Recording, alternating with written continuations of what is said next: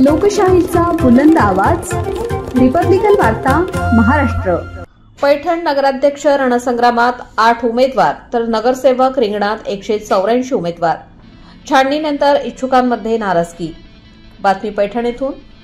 सार्वत्रिक निवडणूक 2025च्या पार्श्वभूमीवर पैठण नगर परिषदेसाठी दाखल झालेल्या नामनिर्देशन अर्जांची छाननी प्रक्रिया दिनांक 18 नोव्हेंबर मंगळवार रोजी तहसील कार्यालयात पार पडली।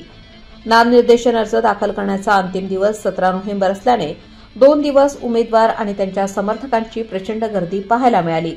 नगर परिषद पैठण निवडणुकीसाठी एकूण 304 नामनिर्देशन अर्ज दाखल झाले होते। त्यापैकी 14 अर्ज नगराध्यक्षपदासाठी दाखल करण्यात आले होते। छाननी प्रक्रियेत 8 अर्ज अपात्र ठरवण्यात आल्याने 8 उमेदवार नगराध्यक्षपदाच्या मैदानात कायम राहिले, तर नगरसेवक सदस्य पदासाठी तब्बल 290 अर्ज दाखल झाले होते। छाननीनंतर यातील 106 अर्ज बाद झाले असून 184 वैध अर्ज निवडणूक रिंगणात राहिले आहेत।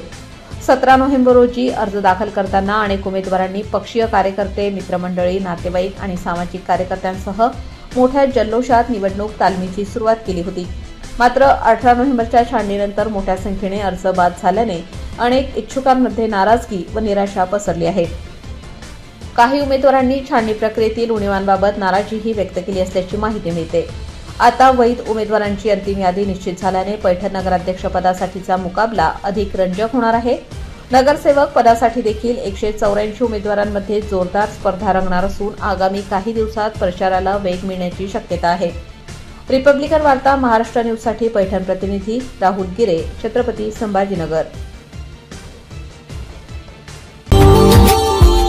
Subscribe now and press the bell icon. Never miss an update.